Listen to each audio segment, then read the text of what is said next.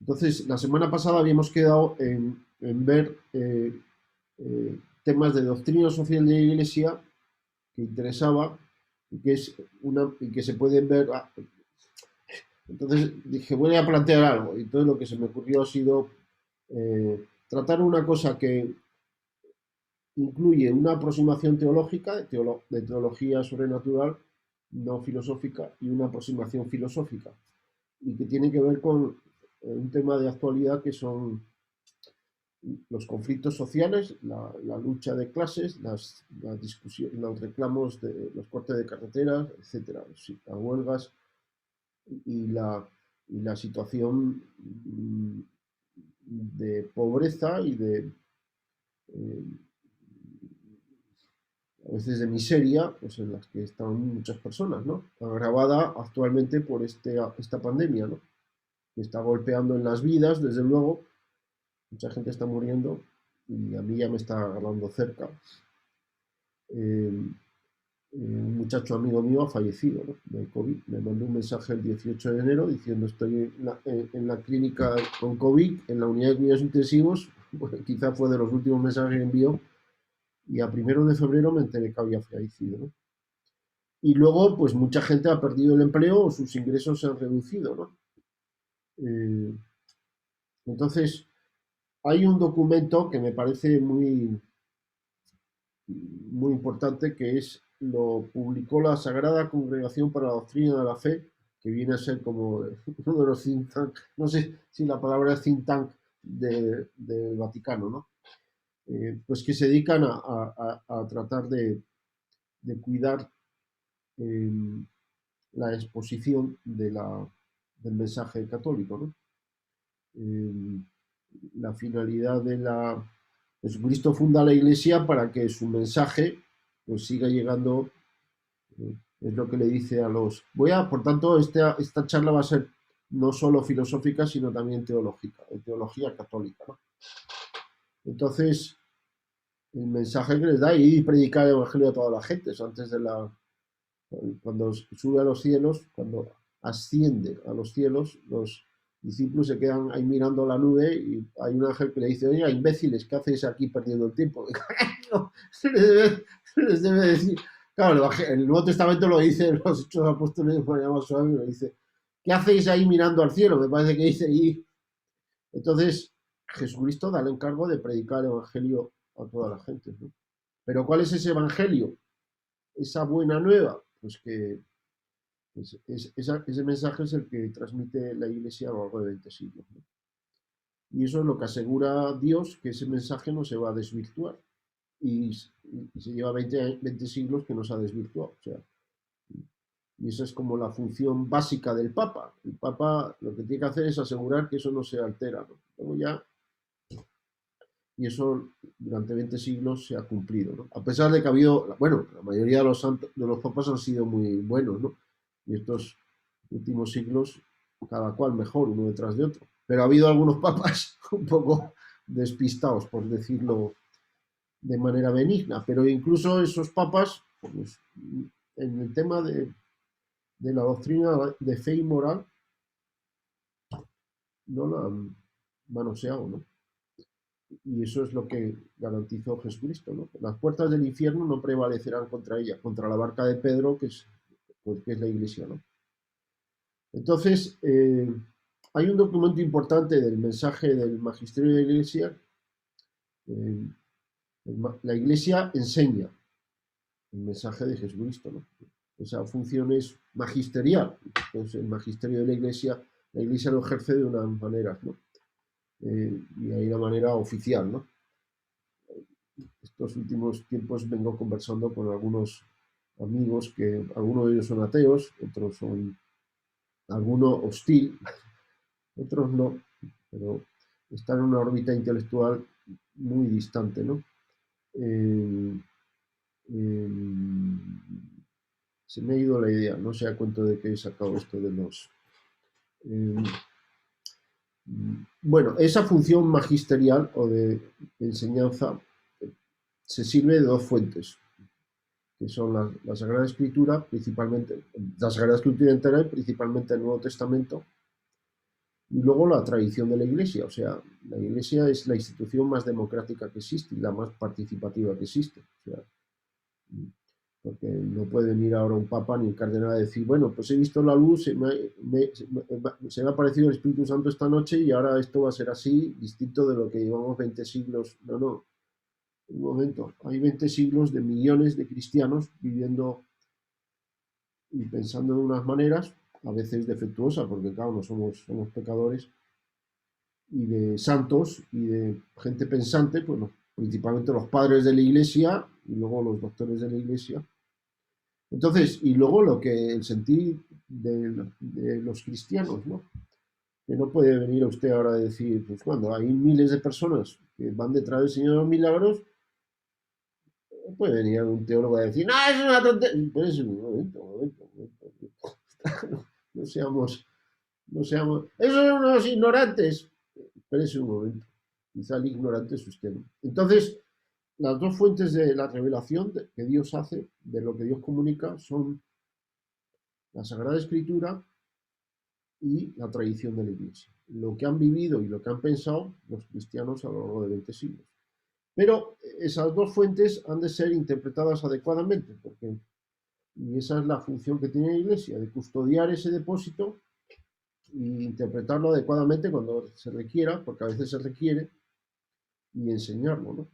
Y esa es la función de la Iglesia. Bueno, aparte de, está la función magisterial, digamos, o está la función de ayudar a que la gente se vaya al cielo, que es de lo que se trata, ¿no? Bien, parte de la enseñanza de la Iglesia, pues, tiene que ver con lo que se va a llamar la doctrina social de la Iglesia Católica, que es la enseñanza de una serie de cuestiones que son claves, que es, en el fondo, la persona en la vida social. Entonces, ¿qué dice la Iglesia sobre la política, la economía, los sindicatos, las empresas, la familia, las naciones, los partidos políticos, etcétera, ¿no? Hay toda una enseñanza muy rica que en ella hay mucho en común. Bueno, gran parte de ello, pues ni siquiera sería preciso ser católico o cristiano para aceptarla, ¿no? Yo recuerdo hace un tiempo que hablando con un alumno del PAC, del MEDES precisamente, que era judío, pues hablamos de esto y le pregunté y me dijo, bueno, es que en la doctrina social, los católicos y los judíos, pues estamos muy sintonizados, es decir, que o gente que no sea ni judío ni católico, sino que sean budistas y demás, porque en el fondo los principios básicos es la dignidad de la persona humana, de toda persona, sin distinción, y ese es quizá el principio fundamental, ¿no? Claro, se puede ver de distintas maneras. Los católicos vemos que cada persona ha sido amada con nombre y apellido por Dios hasta el extremo de que Dios ha hecho hombre y ha muerto por ella. O sea, el otro día discutiendo con uno en Twitter, se quejaba de que la iglesia tenía tradiciones obsoletas y que las mujeres, que cómo es posible que no accedieran al sacerdocio, porque el Papa ha nombrado una mujer encargada de no sé qué en el Vaticano, ¿no? Entonces decía, ya por fin, tal, no sé qué. Y dice que, y yo le dije, oye, discúlpame, pero mmm, organización más feminista que la Iglesia Católica no existe en el planeta, no ha existido, ¿no? Porque ninguna organización valora más a la mujer que la Iglesia Católica. O sea, la Iglesia no tiene por qué someterse a los exámenes de feminismo de unos autoerigidos jueces de quién es feminista y quién no, ¿no? Porque eh,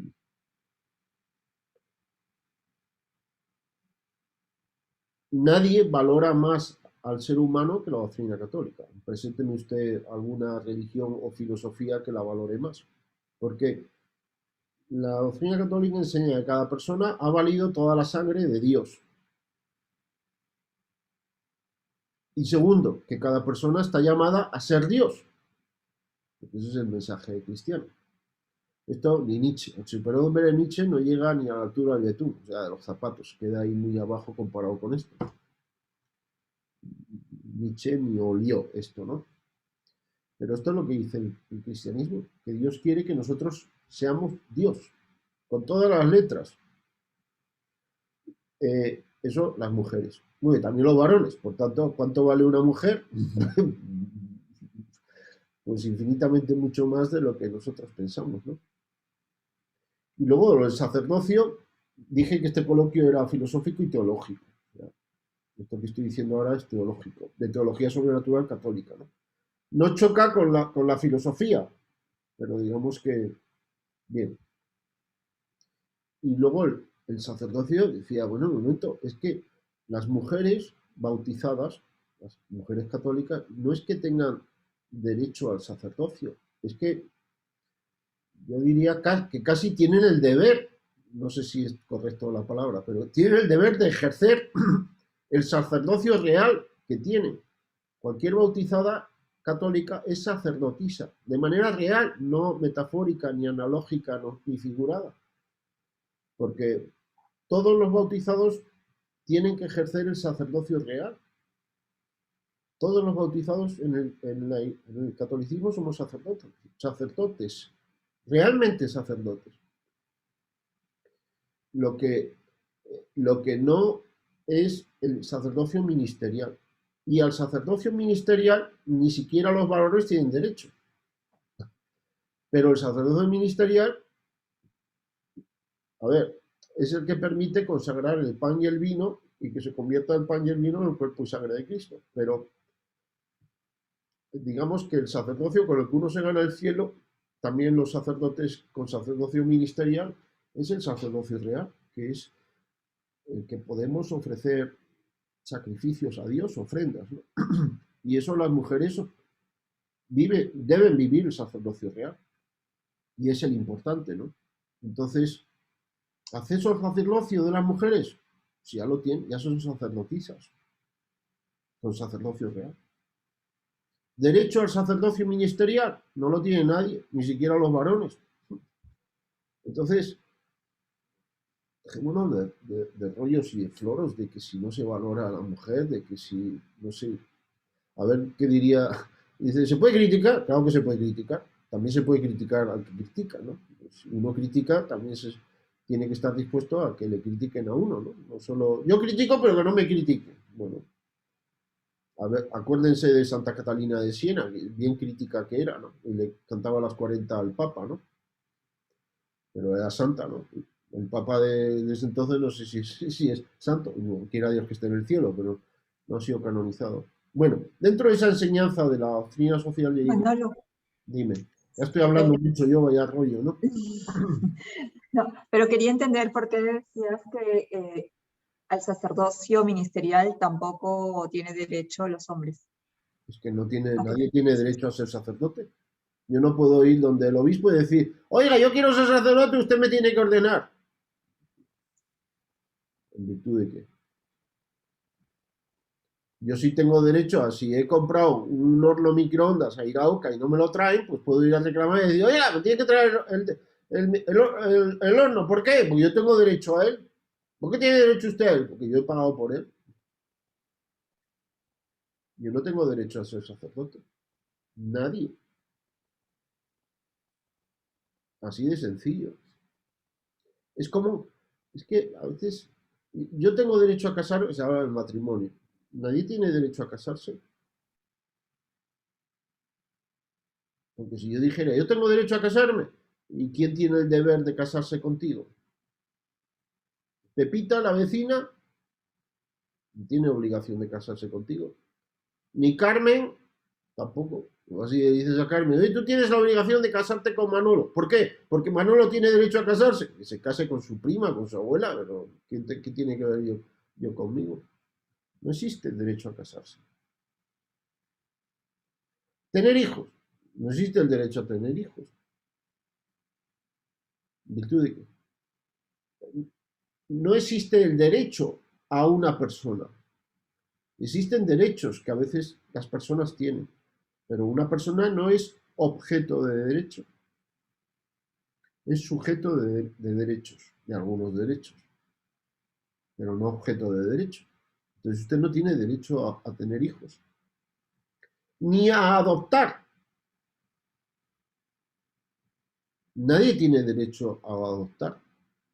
Sí, los niños o niñas pequeñas tienen derecho a ser adoptados. Cuando han perdido sus padres o sus padres están fuera de combate, ¿no? Entonces hay que ser cuidadoso, creo yo, con las palabras. Creo que lo que estoy diciendo es correcto, no me estoy equivocando.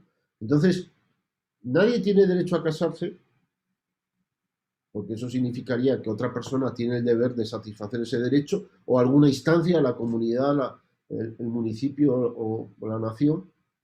Nadie tiene derecho sobre otra persona, y en el caso de los católicos nadie tiene derecho a ser sacerdote. No es un derecho que yo puedo exigir su cumplimiento ante alguien, ni las mujeres ni los varones. El sacerdocio ministerial. El sacerdocio real no es que tengas derecho, es que ya lo eres. Más bien, deberías practicarlo, ¿no? Y ese lo tienen las mujeres igual que los varones. Todo bautizado es sacerdote, con sacerdocio real. Y esto es doctrina católica fundamental, ¿no? Un tanto desconocida, ¿no? Pero Manolo, no sé si se entiende, Catherine. Si no es tener derecho, ¿cuál es la palabra correcta para decir que los hombres pueden ser sacerdotes y las mujeres no? A los sacerdotes, bueno, yo no soy, esto ya es derecho canónico, yo no soy experto en decir tonterías, digo hasta donde sé las cosas. Son llamados al sacerdocio algunos varones, son invitados a ser sacerdotes. Y según el derecho canónico tienen que cumplir una serie de requisitos, ¿no? Pero uno es llamado y uno responde si sí o no al llamado, pero no es uno el que llama en el sacerdocio. Es como el ser ministro. ¿Tiene alguien derecho a ser ministro? Yo quiero ser ministro, voy del presidente y yo quiero ser ministro de Economía o de Cultura. Que no tiene ningún derecho a ser ministro. Puede ser llamado a serlo. Y en el caso de las mujeres, no pueden ser llamadas. No, no, Así. no. ¿Por qué? Pues yo no lo ¿Por sé. qué? Yo no lo sé. ¿Podrían serlo? Sí. ¿Y por qué no lo son? Pues porque Jesucristo no las llamó. Jesucristo nos llamó mujeres al sacerdocio ministerial. Al sacerdocio real sí. ¿Es que Jesucristo era machista o misógino? Lea usted los evangelios. A ver si Jesucristo era... El cristianismo, la mujer en aquella época estaba... Bueno, para Aristóteles, si no recuerdo mal, Carlos me corregirá, las mujeres, los niños, los esclavos, las vacas, estaban al mismo nivel, eran como recursos. Libres eran los ciudadanos, pero esos eran los que cumplían los requisitos, o sea, eran mayores de edad, en su sano juicio y tenían solvencia económica. Eso se podía, no necesitaban trabajar para comer, porque trabajaban sus esclavos. Esos eran los que votaban, los que se dedicaban a la cosa pública, ¿no? En la democracia ateniense, las mujeres no contaban, los niños tampoco, los esclavos tampoco. En la Roma del siglo I o en el Jerusalén del siglo I, las mujeres, si no recuerdo mal, su testimonio no tenía valor en un juicio. O sea, no podía llamar de testigo, porque es que no tiene valor el testimonio de una mujer. Así era. Rodney Starr, en su libro sobre la expansión del cristianismo, bueno, cuenta, bueno, le dice un marido, buen marido a su esposa por carta, es decir, que está embarazada, y dice, mira, si sale niña pues, y ves que está complicada la cosa, pues déjala por ahí tirada, o sea, no te compliques la existencia, ¿no? Pero una mujer no pintaba nada. Y en el cristianismo, Sí. ¿Por qué? Porque por ahí ha muerto Dios. Anda, pues sí.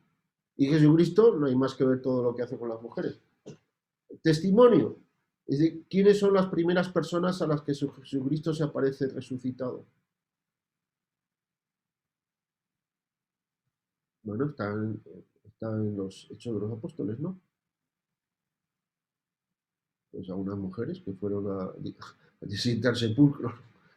Y esa, bueno, seguramente se apareció antes a la Virgen, a su madre, seguramente. No lo dice, pero tenemos que pensar, hay cosas que no hay por qué decirlas, porque son obvias, ¿no? Seguramente a la primera a la que se apareció resucitado es a la Virgen. Pero, y no sabemos si a alguien más, pero lo que cuentan los Hechos de los Apóstoles es que se aparecieron unas mujeres que encontraron el sepulcro abierto, se encontraron con alguien, pensaban que se había llevado el cuerpo, no sé qué y tal, hasta que reconocieron a Jesucristo. Y luego fueron a dar testimonio de lo que habían visto a los discípulos. O sea, si uno quiere transmitir un mensaje de manera creíble en el Jerusalén del año 33 o 34, pues no eliges a una mujer para que transmita el mensaje, porque no gozan de credibilidad. Pero Jesucristo transmite el mensaje de que ha resucitado a través de unas mujeres. Mira tú. En fin, el cristianismo introduce en el mundo la dignidad absoluta de toda persona, sin distinción de nada. Y están incluidas ahí las mujeres, ¿no? Entonces, a ver quién da más, ¿no? Levanten, hagan sus apuestas, ¿no? Walter. Hola Manolo. Sí, justo mi pregunta iba de la mano por lo que consultó Catherine. Entonces, ¿cuál sería el fin, ¿no? Del desarrollo ministerial? ¿Sería, no Bueno, sé, mantener la tradición que Jesús en su momento instauró convocando a los 2 apóstoles? O sea, sin cuestionamiento, tratar de respetar lo que él eligió en su momento. Y como tú dices, ¿no? O sea, independientemente de esta tradición que se dio en su momento, en esa época, nosotros, al ser bautizados, ya somos unos sacerdotes, ¿no? Los sacerdotes reales, que tenemos que evangelizar en el día a día. y ofrecer ofrendas, ofrecer el trabajo a Dios, tratar de hacerlo bien, no voy a ofrecer una cosa mal hecha, ofrecer las cosas, las alegrías, ofrecer los sufrimientos, hacer ofrendas. ¿Qué es lo que hace el sacerdote? Hacer ofrendas, ¿no? Eso es lo que tiene que hacer un bautizado, ¿no? Hacer las cosas por amor a Dios, ofrecérselas a Dios. Lo que Abel, hijo de Adán y Eva, hacía, su trabajo se lo ofrecía a Dios y a Dios le resultaba agradable lo que le ofrecía a Abel, porque le daba la mejor parte a Dios, ¿no? Ofrendaba a Dios. Pues nosotros tenemos que ofrecer a Dios pues todo, nuestra vida, con todas sus... Eso es el ejercicio del sacerdocio real, ¿no? ¿Por qué Jesucristo no eligió a mujeres? No lo sé. Podía haberlo hecho. Si no lo hizo no es porque valorara menos a las mujeres o las mujeres fueran menos santas. También se ve que al pie de la cruz, pues quienes estuvieron fue la madre y algunas mujeres. El único varón que estuvo era Juan, un adolescente. Los otros, que se supone que eran los discípulos más cercanos, se fueron todos corriendo asustados. Bueno, también era para asustarse, desde luego, porque podías acabar como tu maestro, ¿no? No quedan nada bien en el Nuevo Testamento los discípulos, ni antes ni después. Bueno, después de Pentecostés ahí ya cambia la cosa, pero si tú quieres decir, bueno, es que el otro día decía que la teoría de la conspiración, de que todo eso es una leyenda inventada por los...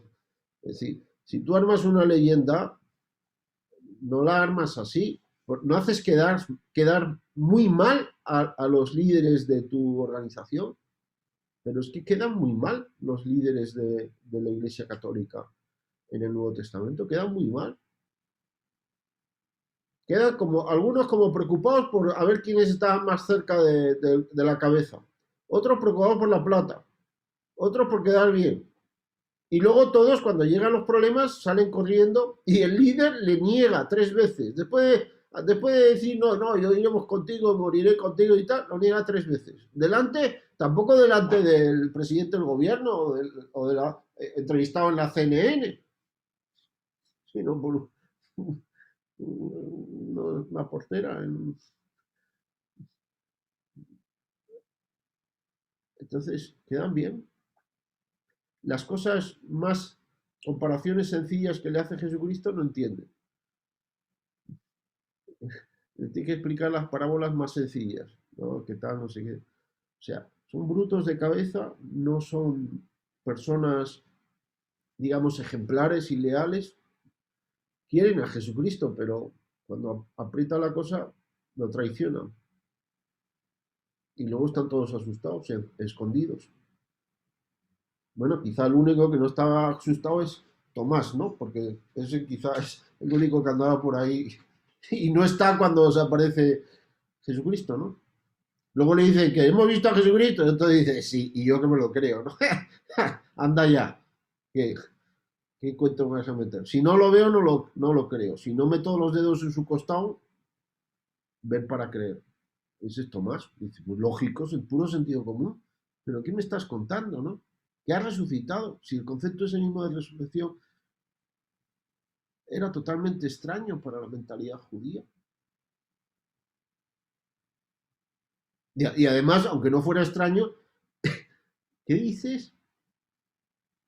Es como si me dicen, no, mira, como si uno de ustedes me dicen, oye, que he salido al parque allá al Pentagonito en San Borja y he visto un ovni que ha aterrizado ahí en medio, han salido unos marcianos verdes, ¿no? He conversado con ellos. Y dice, sí, y yo que me lo creo, ¿no? Pues todavía eso es mucho peor, ¿no? Entonces, no. En cambio, ¿quiénes están al pie de la cruz? Mujeres. Ellas sí quedan bien. ¿Qué hace Jesucristo con la adúltera que pilla a un infraganti, no? Se la lleva para apedrearla. La pobre debería estar muerta de miedo. Imagínate la situación. Primero vergüenza por- y luego pavor porque la iban a matar a pedradas.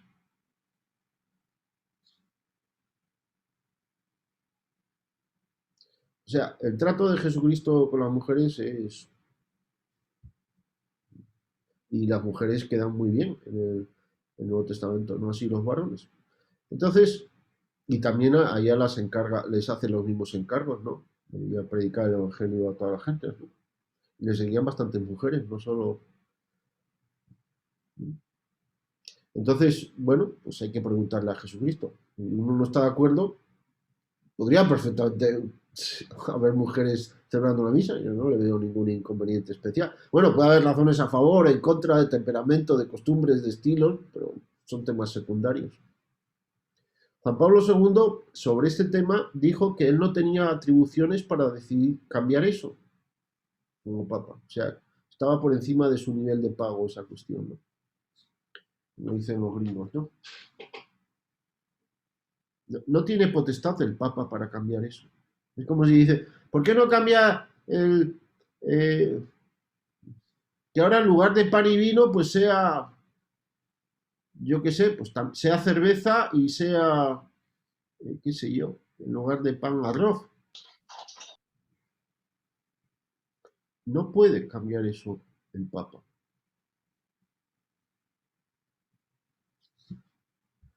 Ni el papa ni un concilio entero, ¿no? Y si lo hacen, pues están borrachos, ¿no? O locos, o... Entonces, el papa no tiene potestad para cambiar la doctrina ni el mensaje ni lo que Dios ha establecido, ¿no? No tiene potestad. Es así, ni el papa ni el conjunto de los obispos, es decir, ¿no? Es que son 20 siglos de... ¿Ha habido épocas difíciles? Sí, bueno, hay gente que niega la verdad revelada por Jesús, sí. Ha habido épocas donde 3/4 del episcopado mundial eran herejes con el arrianismo. Si no recuerdo mal, negaban la divinidad de Jesucristo. 3/4 de los obispos. O sea, la cosa estaba un poco fastidiosa, ¿no? Bien, ¿no? Como también puede haber un obispo que sea ateo, ¿no? Parece que en Francia, durante el tiempo de la Revolución Francesa, había obispos ateos, según he leído. No sé si será verdad. Bueno, puede ser, ¿no? Está todo... Claro, lógico es que si alguien pierde la fe, pues deje de ser católico. Si es sacerdote o obispo, pues ya por lo menos no celebre un paso al costado, ¿no? Pero claro, alguno puede decir, bueno, ya es su modo vivendi, ya qué va a pensar la gente, y además que no sé qué y tal, ya bueno, sigo con el rollo, ¿no? Manolo, una consulta. Y Y los sacerdotes se ordenan para, fundamentalmente, en términos prácticos. Lo que puede hacer un sacerdote, que no puede hacer un laico, es dos cosas. Bueno, son algunas más, pero es celebrar la Santa Misa y absolver los pecados en la confesión. Bueno, y en la plenitud de orden sacerdotal, ordenar otro sacerdote, que eso ya lo hace el obispo, ¿no?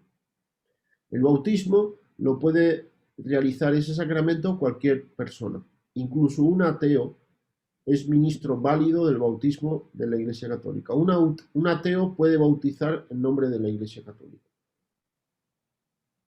Esto es catecismo de la Iglesia Católica.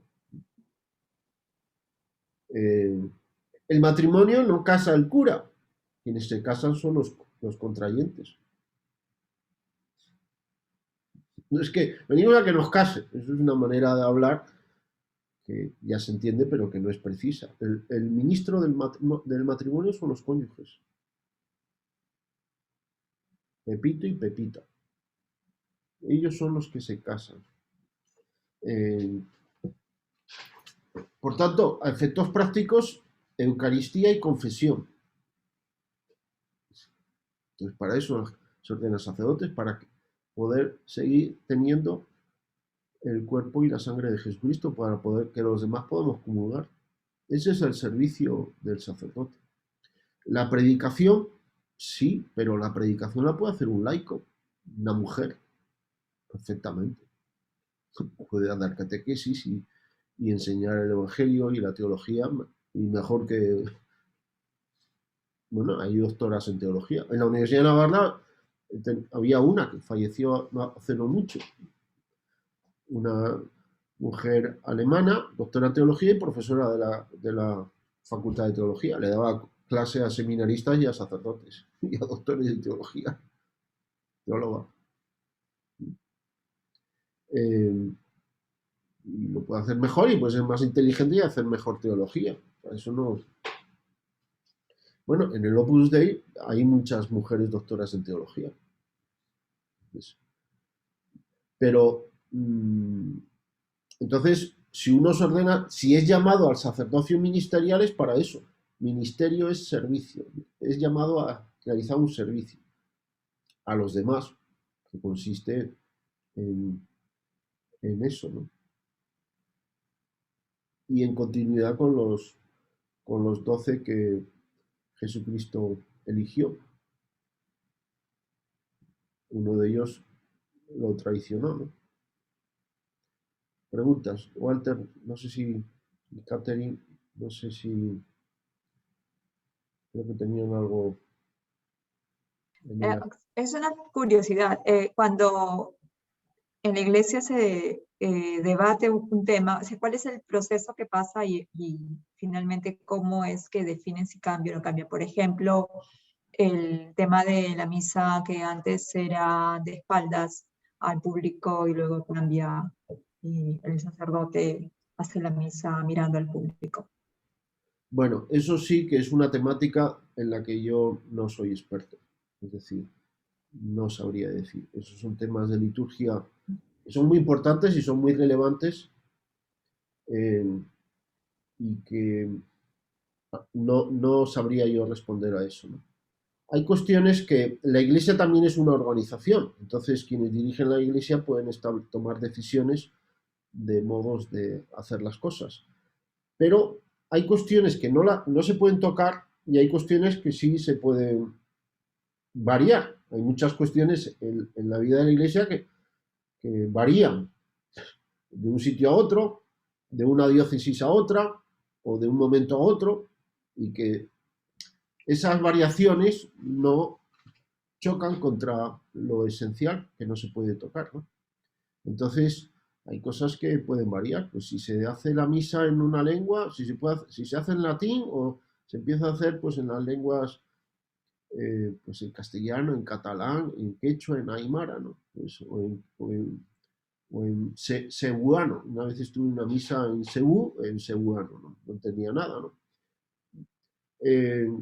O si a la hora de celebrar la Santa Misa, pues el sacerdote puede estar mirando al pueblo o mirando al altar, etc.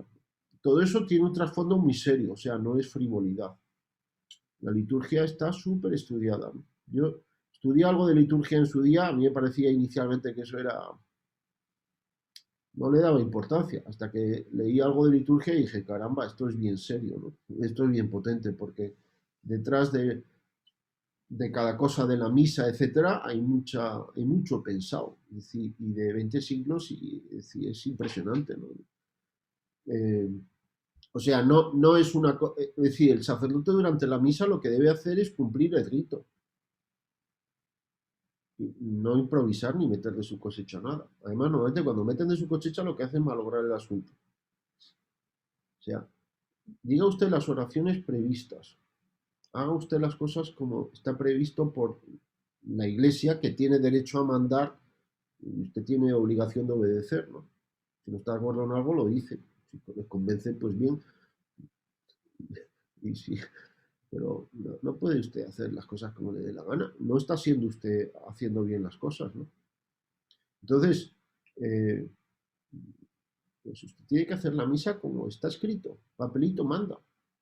Hay algunas cosas que sí le permite a la liturgia, pues elegir una oración u otra cada día, dependiendo, pues no sé qué tal, los ciclos litúrgicos y demás. No puede decir, ahora me lanzo yo un speech hablando sobre la solidaridad en tiempos de pandemia. Sí, oiga. O se inventa una oración improvisada muy piadosa. Oiga, las oraciones que ya están en la liturgia son mucho mejores, son mucho más bellas y más pensadas que las que usted se va a inventar. Usted no es Calderón de la Barca, ni Lope de Vega, ni Tomás de Aquino, que inventó el adote de voto. O sea, entonces, en fin. Pero sí hay cosas que pueden cambiar. Bueno, pues en Lima, pues después de la consagración, pues no se levanta. Está reclinado y no se levanta. En Cañete tienes que seguir arrodillado. Bueno, porque eso son cosas que puede disponer el obispo. Pues en mi diócesis sigue la gente arrodillada, en otros sitios se levanta. Entonces, el obispo manda en su diócesis. Y hay cosas que tiene atribuciones el obispo para decidirlas en un sentido o en otro, ¿no? El obispo puede decir en una diócesis, como ahora pasa en Lima, no es obligatorio la asistencia a misa el domingo. Llevamos ya bastantes meses que no existe el precepto dominical. O sea, si hay precepto dominical hay obligación de ir a misa el domingo. Entonces, si uno no va, comete pecado mortal. Salvo que haya una razón poderosa que se lo impida, ¿no? Con el tema de la pandemia, eso lo levantó el obispo de Lima. O sea, uno no comete pecado si no va a misa el domingo.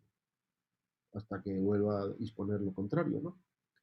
Entonces, puede ser que en otra diócesis el obispo diga, no, sigue habiendo obligación de ir a misa el domingo. Claro, obligará a los que puedan ir, ¿no? Es decir, nunca es pecado algo que uno no puede. Uno nunca peca por no hacer algo que no puede hacer. Entonces, el pecado siempre es libre. Pero hay ese tipo de disposiciones que sí varían. Pues, y varían a lo largo de la historia de la Iglesia y han variado muchas cosas, ¿no? Maneras de explicar, maneras de decir, maneras de dar la catequesis, etc. También el mismo mensaje se ha ido especificando, mejorando su formulación cuestiones complejas se han estudiado y se han ido discerniendo, sobre todo en los primeros siglos, ¿no? Es decir, Jesucristo dice que Él y el Padre son el mismo. Aparece también el Espíritu Santo. Se dirige a Dios como su Padre. Él claramente es distinto de Dios Padre, de Dios Espíritu Santo. ¿Esto cómo lo explicamos? Pero hay un solo Dios. Esto está en el Evangelio. Pero entonces, ¿esto cómo se come, no? Entonces, los primeros cristianos también tienen que explicar las cosas. Y dicen, bueno, ¿y esto cómo es, no? Entonces, se ponen a pensar, el primer filósofo que se hace cristiano es en el siglo II, San Justino. Y este era filósofo. Ya saben ustedes que el gremio de filósofos somos difíciles, ¿no? O sea, no, si algo tienen los filósofos es pensamiento crítico. O sea, no nos tragamos las cosas así porque la dice el padrecito, la dice mi mamá, ¿no? A ver, ¿por qué? Bueno, San Justino, que era filósofo, se hace cristiano, ¿no? Es uno de los que da la cara frente al emperador para defender a los cristianos, ¿no? Tiene unos textos preciosos que les recomiendo que lean, las cartas de San Justino, ¿no? Me parece que tiene 2 cartas. Se llaman, creo, las apologías. Ahí no me acuerdo, las apologías de San Justino. Y luego tiene otro diálogo, creo que contra Tifón, ¿no? Son preciosos. Búsquenselo, debe estar en internet y leanlo. Claro, pues tiene que defender a la fe y a los cristianos. Estaban perseguidos, ¿no? Y él muere mártir, por cierto. Entonces, se tiene que ir explicando el mensaje, y el mensaje lo tiene que explicar unas personas que eran pescadores. Lucas era médico, de un tipo cultivado. Tomás, el cobrador de impuestos, tal vez tuviera mejor formación que los demás, ¿no? Lucas era científico. No, léanse el inicio del Evangelio de San Lucas, los 2 primeros párrafos, ya verán. Él dice, he hecho una investigación de todo lo que ha ocurrido, voy a exponerla, los resultados de su investigación. Eso es el Evangelio de San Lucas, que es distinto de los otros, ¿no? Claro, porque este señor tiene otra mente. Entonces tienen que explicar las cosas a gente que son judíos y otros que no son nada, ¿no? Y tienen que articular el pensamiento, ¿no? Entonces, de ahí surge un aporte de grandísimo valor que el cristianismo ha hecho a la cultura mundial, que es el concepto de persona. ¿De dónde surge? De la reflexión, del ejercicio racional por entender quién es Jesucristo, quién es Dios Padre y quién es Espíritu Santo. Y cómo explicar esto. Entonces, llegan a la conclusión, hay 3 personas. Jesucristo es una persona, Dios Padre es otra y Espíritu Santo es otra, pero son un solo Dios. Este es el mensaje central de todo el cristianismo, el llamado misterio de la Santísima Trinidad. Misterio porque es misterioso, no porque sea oscuro, sino que es demasiado luminoso, deslumbra. No lo captamos. Santísima Trinidad, porque Trinidad porque son 3 personas, y Santísima porque son Dios, son santos, ¿no? Pero la formulación de esto no es sencilla. Entonces, hubo gente que decía que Jesucristo no era Dios, que era diversas teorías, ¿no? Que era un hombre, que era una máscara de Dios, pues que era elegido por Dios, un hombre muy santo, pero no era Dios. Pues claro, ahí matas todo el cristianismo, ¿no? Si Jesucristo no es Dios. Pero si es Dios, ¿y cómo se distingue de Dios Padre? Entonces es un sancochao. ¿Y el Espíritu Santo? Entonces, la formulación de esto es la mejor formulación, y la formulación definitiva de esto es paulatina. Es un proceso que dura décadas.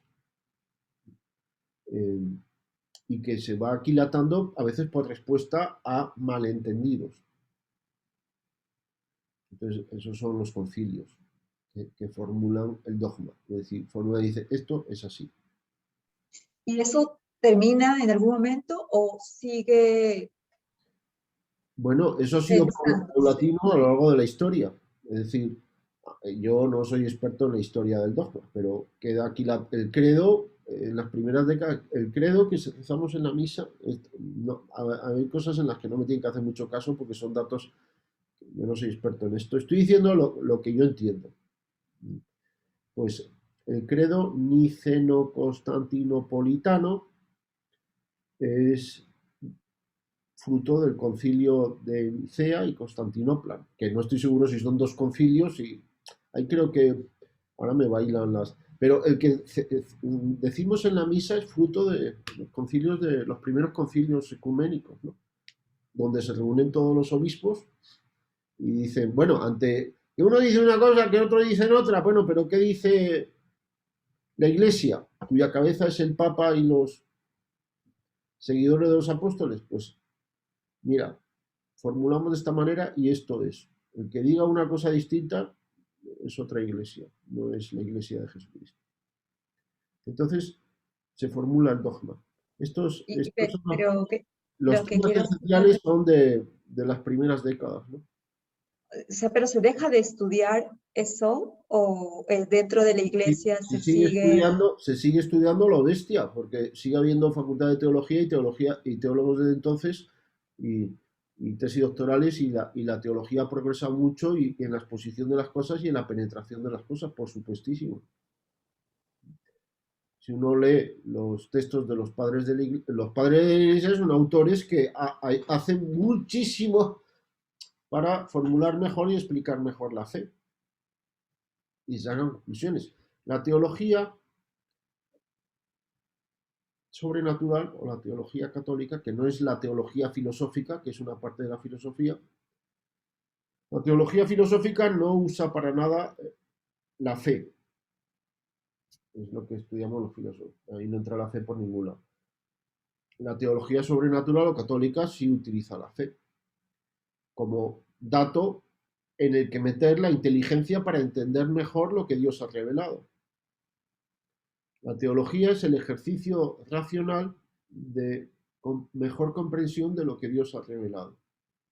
Para entenderlo mejor, es razonado. Entonces, ese trabajo se ha hecho siempre y se ha seguido haciendo, ¿no? Dogmas. Los dogmas, la religión católica es una religión dogma, es una religión que propone dogmas, pero no es una dogmática en el sentido de que esto es así porque sí, y el que no, pues le damos una cachetada. Pero sí propone dogmas, pero dogmas no son cosas que hay que tragárselas como quien tiene como alguna rueda de molino. Dogmas son verdades, no son falsedades. Son verdades necesarias, que no pueden ser de otra manera, que no son evidentes. No es evidente que en la Eucaristía esté realmente presente el cuerpo de Jesucristo, ¿no? Eso no es evidente. No se ve. Es evidente que yo tengo una camisa azul. Bueno, también puede haber truculencias de cámaras y luces, efectos, pero no es evidente que Dios son tres personas y un solo Dios, no son tres dioses. Léanse, búsquense en internet el símbolo atanasiano o quicunque, que es una exposición más amplia del credo. Es impresionante. En la obra lo leemos, lo rezamos una vez al mes. Es impresionante. Vean el desglose que se hace de los artículos del credo, ¿no? Casi todo, la mayor parte versa sobre quién es Dios Padre, Dios Hijo, Dios Espíritu Santo, un solo Dios y las relaciones entre ellos. ¿Y cómo son? Bueno, pues dogmas en la Iglesia Católica son muy pocos. Lo demás se deduce, son verdades que se pueden deducir a partir de los dogmas, ¿no? Y los papas no andan formulando dogmas a cada rato. El último dogma formulado fue en el siglo pasado, me parece que siempre me entra la duda si fue la Asunción de la Virgen. Creo que fue la Asunción de la Virgen, me parece que fue en los años 50. Ese ha sido el último dogma definido por un romano pontífice, que es ahí cuando un papa habla es cátedra, es decir, se pronuncia oficialmente como cabeza de la Iglesia como representante de Cristo, comprometiendo su infalibilidad, diciendo solemnemente que eso es verdad que viene de Dios y que es así y no de otra manera, y que el que lo niegue pues está no está en la ortodoxia, pues que la Virgen fue asunta en cuerpo y alma a los cielos. ¿Y eso es descubrimiento de ese momento? No, eso lo han sabido los cristianos durante 20 siglos. ¿Había hecho falta definirlo? No, muchas cosas no han hecho falta definirlas. La formulación del dogma muchas veces ha avanzado a base de negaciones. Cuando verdades pacíficamente aceptadas por los cristianos empezaban a ser cuestionadas, de ahí surge la cuestión. Entonces, ¿cómo es esto? Entonces alguien tiene que dirimir. ¿Quién dirime? La cabeza de la Iglesia. El Papa o todos los obispos en concilio ecuménico en comunión con el Papa. O el Papa comprometiendo su posición formalmente, ¿no? Entonces, hay temas que se dejan sin formular, sin definir, y hay otros que se cierran definitivamente. Esto es así por el resto de los siglos. El credo es fruto de eso, todos los artículos del credo que rezamos en la misa. Creo en Dios Padre Todopoderoso, Creador del cielo y de la tierra, creo en Jesucristo, su único, creo en el Espíritu Santo, Señor y Dador de vida, ¿no? La resurrección de los cuerpos, el perdón de los pecados, la vida eterna. Son artículos de fe, eso es lo que queremos los católicos, eso no va a cambiar nadie. Luego hay cuestiones que siguen estando discutidas y no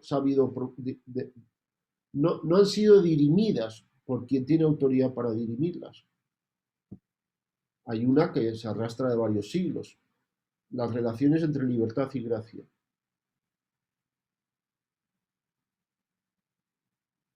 ¿Qué pesa más, la gracia o la libertad humana? ¿La libertad humana o la gracia? Pues hay diversas corrientes teológicas y hubo una época en la que hubo tremendas discusiones. Y el Papa dijo, se acabó la discusión. ¿Cómo es?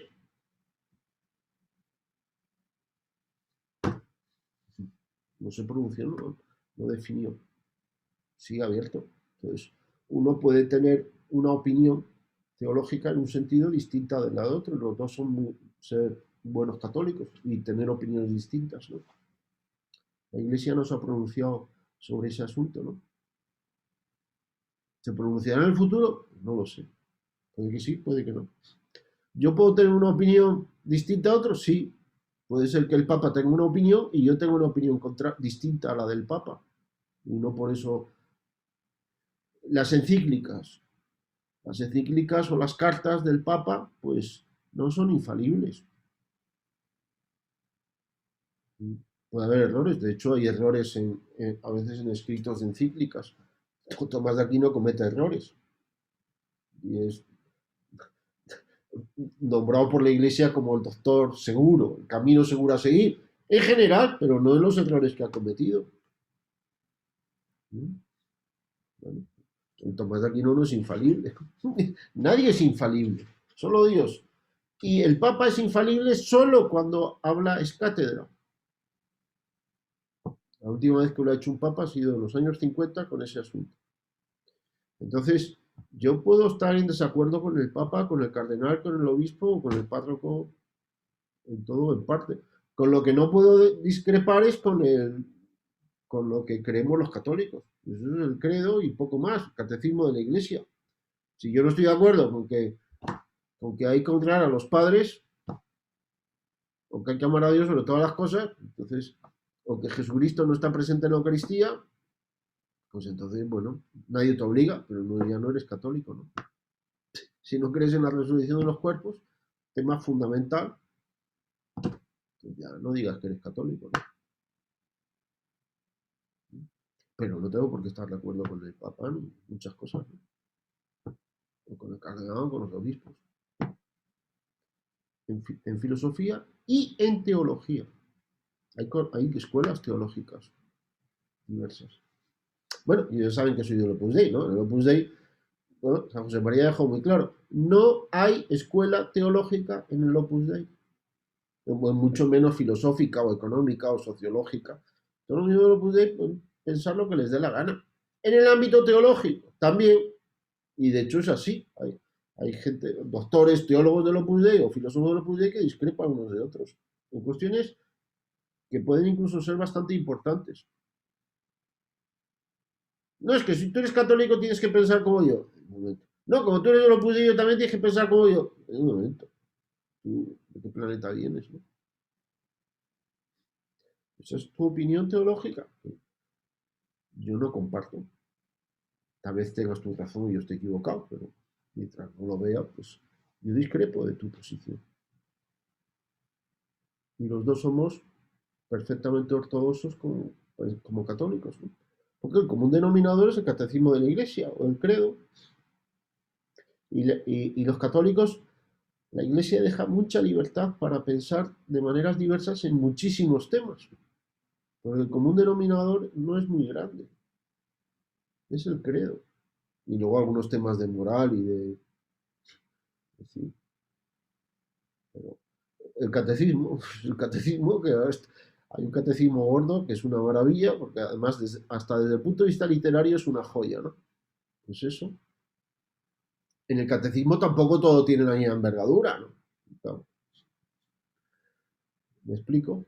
Y uno puede discrepar, y uno tiene que pensar, y uno tiene que criticar, y uno tiene que discernir, y uno tiene que cuestionar, y uno tiene que ejercer su cabeza. Como dice Chesterton, cuando uno entra a la iglesia se quita el sombrero, pero no la cabeza. Ni tontos que fuéramos, ¿no? San Agustín dice, entender para creer y creer para entender. O sea, para aceptar la fe cristiana hay que usar la cabeza. Pero una vez que uno acepta la fe, es cuando más se tiene que poner a pensar.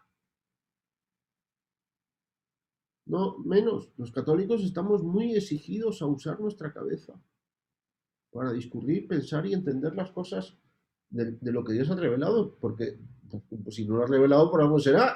Y tenemos que entenderlo, discernirlo, conocerlo, cribarlo, rumiarlo. Y eso es tarea para toda la vida.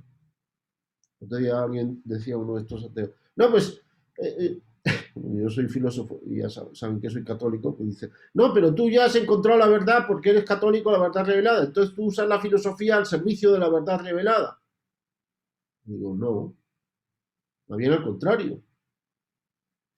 Yo someto mi fe a mi escrutinio racional.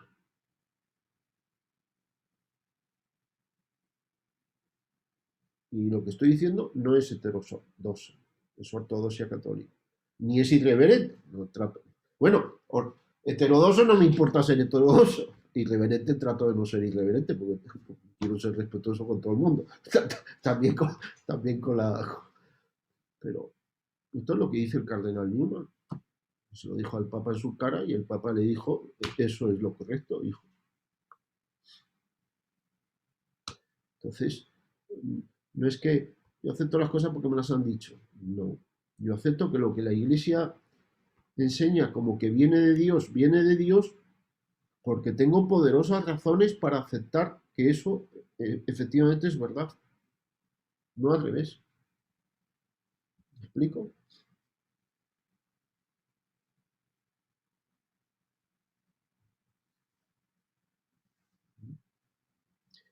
Tengo que obedecer a mi conciencia, no al Papa. Obedezco al Papa porque es lo que mi conciencia me indica. Pero no obedezco a mi conciencia porque me lo dice el Papa. Esto es lo que el cardenal Newman, ya siendo cardenal, fue converso, ¿no?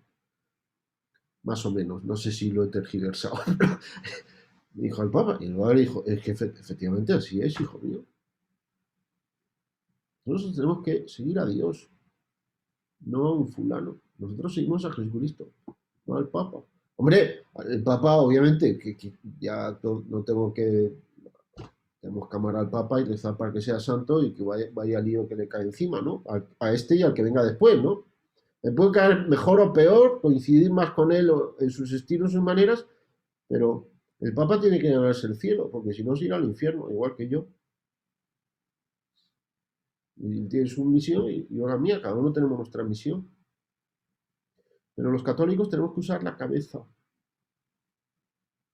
Se podría decir, católico que no reza, termina dejando de ser católico, ¿no? Y católico que no piensa, pues también termina. Bueno, ya me entienden. Los que estamos aquí somos todos, y nos ganamos la vida con la cabeza, todos tenemos una carrera universitaria hecha. O sea, no son, es distinto pues una persona que no ha terminado la primaria o que no sabe leer y escribir, ¿no? Dios, y quizás sea, puede que sea, y seguramente es mucho más sabia que nosotros, pero no tiene la formación para articular y formular las cosas como quien tiene estudios, ¿no? Estamos obligados a estudiar y a pensar y a investigar. Bueno, si es el tema de uno, investigar, ¿no? La fe. Así avanza la teología avanza. El tesoro que Jesucristo nos ha dado se puede seguir sacando de él muchas joyas. Entonces hay que ir sacando joyas, ¿no? Y el catecismo de la Iglesia Católica que tenemos ahora es un tremendo tesoro. No lo tenían en el siglo II, ni en el siglo III, ni en el siglo V, ni en el siglo XV, ni en el siglo XVI. Bueno, hay catecismos antiguos, pero hay catecismos muy buenos. Por ejemplo, el catecismo romano, ¿no? Que creo que es del siglo XVI, ¿no? Pero bueno, hay los textos, pues a veces las maneras de decir quedan un poco. Hay que seguir diciendo lo mismo, pero diciéndolo de una manera pues que no sea en castellano antiguo o en latín, ¿no? O que el ejemplo no sea el coche de caballos.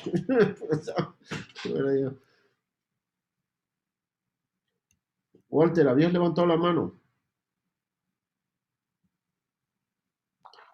Sí, lo que pasa es que, bueno, tenía unas dudas, pero antes creo que Alberto iba a hacer unas preguntas, pero no lograste verlo tampoco. Bueno, Ahí no sé si, Alberto, tú primero, ya yo luego hago mis consultas. No, ya un poco Manolo ha explicado con lo que nos ha comentado, pero yo entendía, yo creo que lo que Katherine quería un poco también ver, aparte de lo que Manolo dice, es tanto más se descubre, ¿no? Sobre los dogmas, sobre la liturgia de la iglesia, y yo entendía, Manolo, que ya todo está dicho, ¿no? O sea, hay que descubrirlo, como dices tú, o sea, la Biblia cerró el capítulo, o sea, Juan con el Apocalipsis cierra el libro, todo lo que Dios quiso transmitir está puesto ahí para ser explotado, para ser estudiado, para ser entendido. No va a aparecer nuevos pedazos de Biblias, no va a aparecer nuevas, lo que Dios quiso transmitir está ahí. Es un poco lo que quería comentar, ¿no? la revelación, Dios, y eso enseña la teología católica, es lo que tú dices, termina con la muerte del último apóstol. Eh, pero la explicitación y el sacar toda la riqueza ahí contenida, eso es tarea para siglos, ¿no? Es como los descubrimientos científicos, porque las cosas están, solo que nosotros no las conocemos. Bueno, Dios también se revela en la creación. Exacto. Ha hecho una realidad. Ahora bien, el trabajo nuestro para ir entendiéndola, y eso simplemente la realidad material o de los seres vivos, que es de menor entidad ontológica. Pues con el mensaje que Dios ha comunicado, que fue paulatino, les recomiendo el libro La Biblia paso a paso, que explica el Antiguo y el Nuevo Testamento. A mí me ha ayudado mucho a entender cosas que no entendía. Entonces, explica las 6 alianzas que Dios ha hecho con el hombre, al menos 6, la sexta es con Jesucristo. Entonces, en el Antiguo Testamento hay 5 alianzas. Abraham, Noé, David, debe ser otras, Salomón.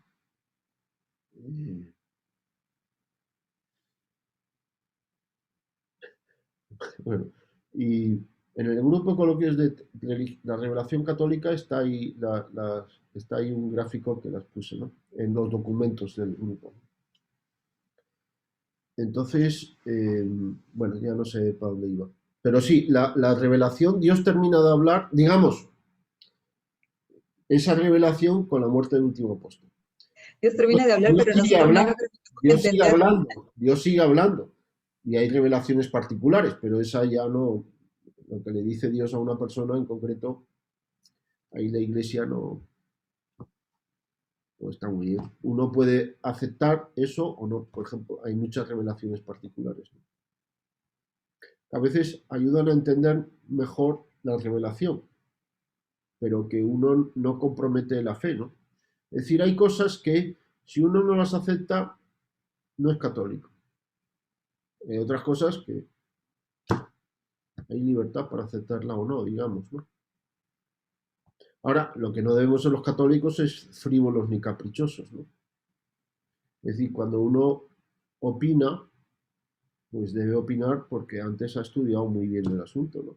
No porque, a mí se me ocurre que esto tendría que ser así, o sea, no sea frívolo.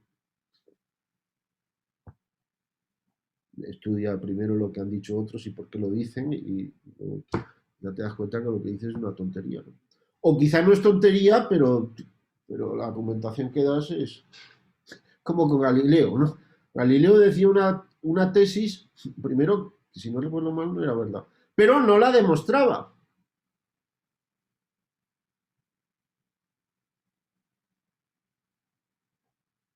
Lo que le dijeron es, no lo formule como demostrada, porque usted no lo ha demostrado. Formúlela como hipótesis, que puede ser, pero se demostró tiempo después. Pero bueno, no quiero ahora liar más la cosa con el rollo de Galileo, que además no es un tema de fe, ¿no? Ni de teología, pero es un lío de comadres, ¿no? Un teléfono malogrado. Sí tenemos que seguir pensando, y esto es lo que han hecho los católicos 20 siglos, ¿no? Bueno, los católicos lo han hecho. Walter. Sí, aquí estoy. Bueno, yo tenía dos consultas puntuales. Uno era sobre la confesión y otro sobre el bautizo. Lo que comentaste en el bautizo es que hasta un ateo podía bautizar. Yo no he leído esa parte específicamente. A mí justamente recuerdo que en una charla para catequesis, o sea, yo fui catequista un tiempo y, y justo las personas que estaban encargadas me indicaron de que una vez bautizado teníamos ese derecho de nosotros a bautizar, pero a bautizar en ocasiones puntuales. Creo que lo que me transmitieron en ese momento era, tú puedes ser de sacerdote, o sea, precisamente para bautizar, si no hay, si no hay uno cerca y esa persona que necesita bautizarse está, o sea, está grave, está a punto de fallecer. O sea, quiero quitarme esa duda, ¿no? En, Bueno, en, ¿En esto, qué caso nosotros podemos bautizar? esto no es cuestión de si está, esto hay que ir a la fuente que es el catecismo de la Iglesia Católica, que yo creo que la tengo por aquí, pero ahora, ¿dónde lo tendré? Hay ministro ordinario y ministro extraordinario. Entonces, el ministro ordinario aquí está, Catecismo de la Iglesia Católica. El ministro ordinario del bautismo es el sacerdote. El ministro extraordinario pues, puede ser cualquiera. Entonces, voy a ver si lo encuentro y me quito la duda porque como estoy Claro, pero entendería que es en ocasiones puntuales, ¿no? En ocasiones así de urgencia, en donde situación, no hay un ministro ordinario. el ministro extraordinario cuando actúa en situaciones extraordinarias, Exacto. pero es ministro, está autorizado. Entonces, Pero puede serlo un ateo, eso es lo que no me cuadra. cualquier persona, Entendí que tenía que ser bautizado necesariamente. ¿no? Cualquier persona, aunque no sea católico. Pero bueno, yo no quiero decir ahora algo falso. Si digo algo falso, pues hay que decirlo, porque Y lo otro también que me entró en la mente es que bautismo. mucha gente ¿Quién de puede? otras religiones incluso menciona Punto lo 1200, de la confesión. 1256 del Catecismo de la Iglesia Católica. A ¿Quién ver, puede bautizar? Son ministros ordinarios del bautismo el obispo y el presbítero. Y en la Iglesia latina también el diácono. En caso de necesidad, cualquier persona, incluso no bautizada, puede bautizar si tiene la intención requerida y utiliza la fórmula bautismal trinitaria. La intención requerida consiste en querer hacer lo que hace la Iglesia al bautizar. Claro. La Iglesia ve la razón de esta posibilidad en la voluntad salvífica universal de Dios y en la necesidad del bautismo para la salvación. Entonces, un ateo puede bautizar. Cualquier persona, incluso no bautizada, un ateo que no haya sido bautizado o que haya sido bautizado pero ha renegado la fe, puede bautizar si quiere bautizar. Es decir, si tiene la intención requerida de qué, de bautizar, y utiliza la fórmula bautismal trinitaria, que es eso, eso, eso sería como un ateo camuflado, ¿no? Porque en no, sí para que logre hacer eso ahí es porque conoce a la iglesia, no, es está un a ateo fondo. que quiere bautizar a una criatura. ¿Puede quererlo? Claro que sí. Puede pensar que sus padres quisieran haberlo bautizado. El niño se Ah, está ok. muriendo, la niña está muriendo, y él sabe que él puede bautizarlo. Entonces cumple lo que él entiende que es la voluntad de sus padres y lo bautiza. Por ejemplo, Pero el ateo, al bautizarlo, bueno, y es un acto, no sé, decirlo, de amor de parte de él, ya que quiere ser parte de la voluntad vamos a de ver, esta persona que puede ser un amigo. vamos Él, a ver. al bautizarlo, ya está afirmando o ya tiene claro que Dios existe. Entonces, ¿ya no No, sería ateo en ese momento? mira, las razones que pueden mover a un ateo a bautizar a una criatura en nombre de la Iglesia Católica pueden ser 50.327 variadas razones. No tengo ni idea. Puede ser esa o 400.000 más. Pero está autorizado formalmente por la Iglesia Católica a hacerlo si quiere, si tiene la intención de bautizar y utiliza la fórmula bautismal trinitaria, que es: yo te bautizo en el nombre del Padre, del Hijo y del Espíritu Santo, y le pone un nombre: yo te bautizo Carlos o Elena. Esa persona queda integrada en la Iglesia Católica. Eso puede hacerlo una. Claro. Bueno, si quiere hacer esto, si quiere bautizarlo. ¿Y por qué querría? Pues por 500.000 razones. Pero puede Ya, hacerlo. pero, Es un tema de derecho. Está autorizado para hacerlo. ok, pero independientemente de la causa, ya viendo la parte del pensamiento del ateo, o sea, Pero eso, él al bautizar no está aceptando que Dios existe. Walter, estamos viendo la doctrina católica. La doctrina católica autoriza a cualquier persona a bautizar a alguien en situación extraordinaria. No es preciso que sea ni obispo, ni presbítero, ni diácono, ni católico, ni bautizado. Cualquier persona Ok. es ministro, puede ser ministro del bautismo. ¿Por qué lo hará? ¿Por qué no lo hará? Eso ya es objeto de otro estudio, ¿no?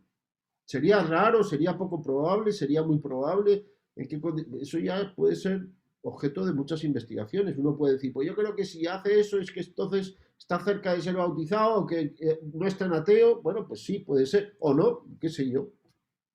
Pero, yo qué sé, un médico, una enfermera, una criatura que se muere, un aborto, pues pueden bautizar. Yo supongo que muchos médicos y enfermeras deben haber bautizado muchísimas criaturas. Debe ser casi su día a día, ¿no? Pues en situaciones en las que está a punto de morir y que la madre, yo qué sé, pues normalmente no se debe hacer si uno piensa que los padres no querrían. Pero bueno, lo que dice el catecismo es muy claro.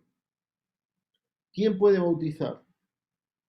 En caso de necesidad, cualquier persona, incluso no bautizada. Eso es lo que dice el catecismo. Entonces, un ateo, sí. ¿Es una persona? Sí. ¿No está bautizado? No. ¿Hace falta? No. Pues lo que he dicho es ortodoxia católica, ¿no? Sí, está claro.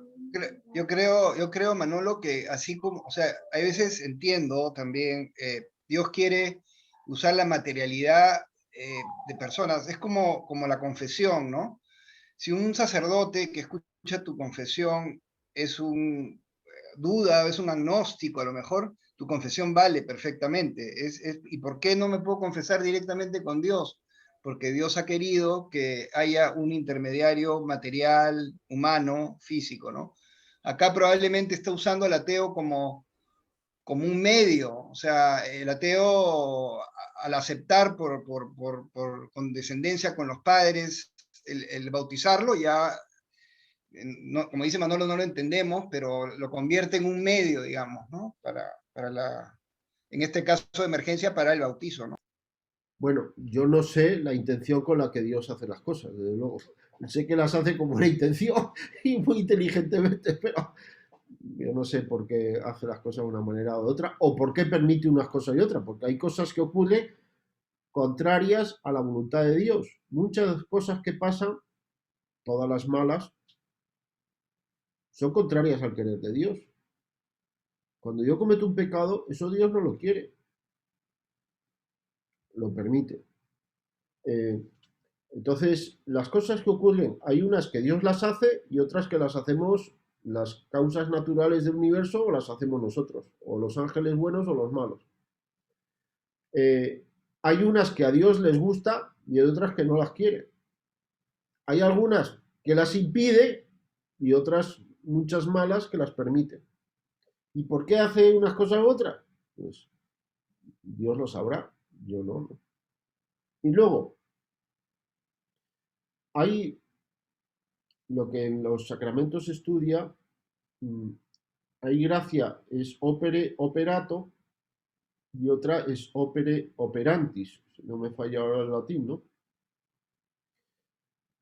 Uno, cuando se confiesa válidamente y recibe la absolución sacramental, recibe una gracia es opere operata, por el mero hecho de la realización de esa obra. ¿Qué obra? Que uno se ha confesado, uno se ha acusado de sus pecados con sinceridad, de los pecados graves que recuerda, y el sacerdote le ha dado la solución. ¿El sacerdote es un sinvergüenza? Eso no depende de la condición moral del sacerdote, sino de la absolución dada. ¿El sacerdote es un pecador? Pues seguro que es un pecador. Todos los sacerdotes son pecadores como los no sacerdotes. Los santos son los que ya están en el cielo. Entonces, que el sacerdote no es que es un pecador, digamos, sino que es un sinvergüenza monumental. Sí, pero si me da la solución,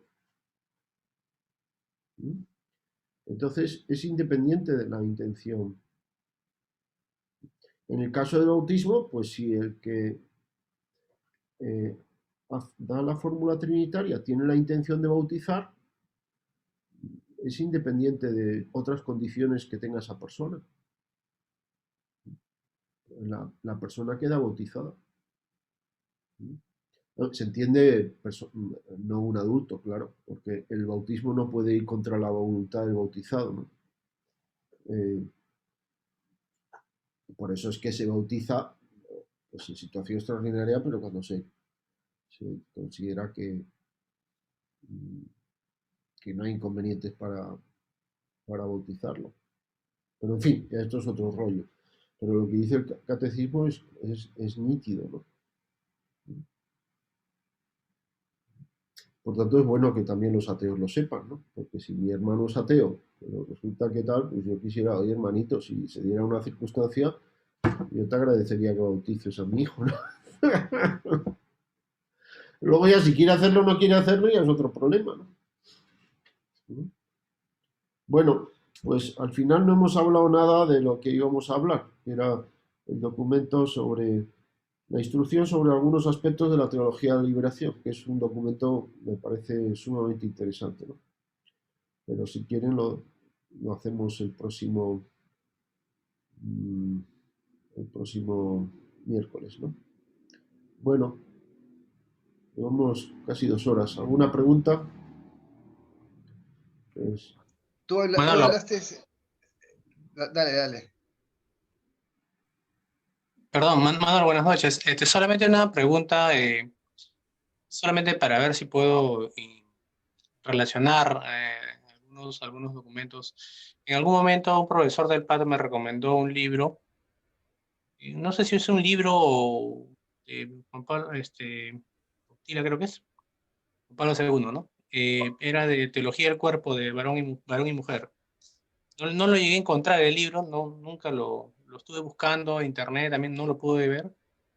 Eh, Está en Paulinas, en la librería Paulinas en San Isidro. Son 3 sí, tomos. sí, y justamente me lo recomendaron y lo estuve buscando porque de alguna manera me lo recomendaron, no porque estaba yo curioso del tema, sino era más por un tema de mejorar relaciones entre un varón y una mujer, ¿no? En este caso, de alguna manera el pata a mí me ayudó mucho, no solamente en enseñanza, sino también en arreglar mi matrimonio. O sea, definitivamente ha sido una gran lección que yo he pasado por el PAT. Y bueno, pero desafortunadamente nunca lo llegué a leer. O sea, nunca tuve la oportunidad, lo estuve buscando un buen tiempo y inclusive fui a la librería del PAT y no, tampoco me lo consiguieron.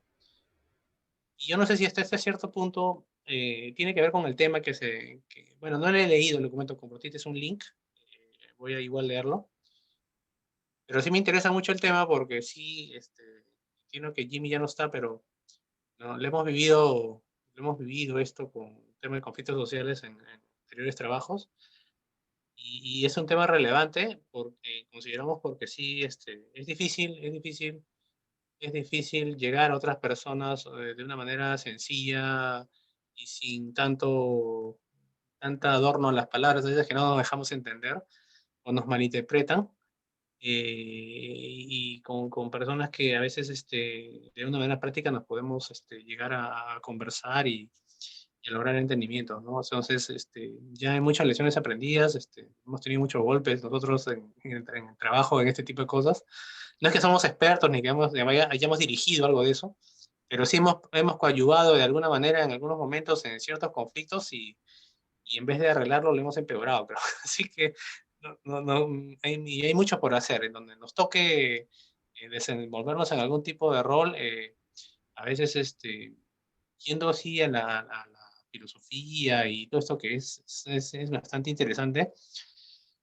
Pero yo creo que cuando una persona tiene los conceptos claros, la síntesis y la forma práctica de transmitirlo es lo valioso. Entonces, y dejarse entender con otra persona y tratar de- de un poquito de guiar o de repente la misma persona que también aprender de ellos también, ¿no? Porque muchas de las personas que están en esas zonas, pues la verdad, a veces difícilmente lo conocemos. He escuchado mucho a Miguel Ferré, que hablando de esos temas también, pero al final, me gustaría sí, que este tema, que obviamente he entrado a este coloquio porque sí me interesó el tema, y sí, de todas maneras tú convocas a la siguiente y de hecho que voy a participar, aunque sea escuchando, pero no sé si aporte algo, pero sí, me gustaría un poco aterrizar en cosas concretas, ¿no? Porque sí, hay mucho por hacer aquí en el país, por lo menos aportando con un granito de arena en algún entorno que tengamos que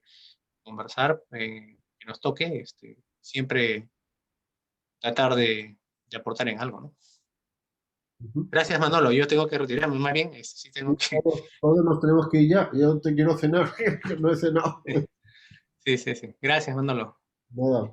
Yo, Manolo, quería hacerle una pregunta antes de cerrar a Carlos Macías sobre la filosofía, chiquita nomás, así, ya para que en algún momento conversarla, ¿no?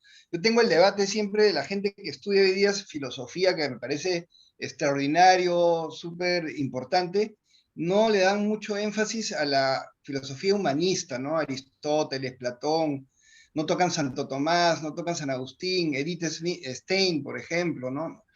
Hoy día depende, yo sé que las facultades y las universidades, pero yo he entrado a la malla de San Marcos, que creo que tocan tangencialmente algo de Santo Tomás. He visto la católica ni hablar, ¿no? Y todo es filosofía moderna, Kant, ¿no?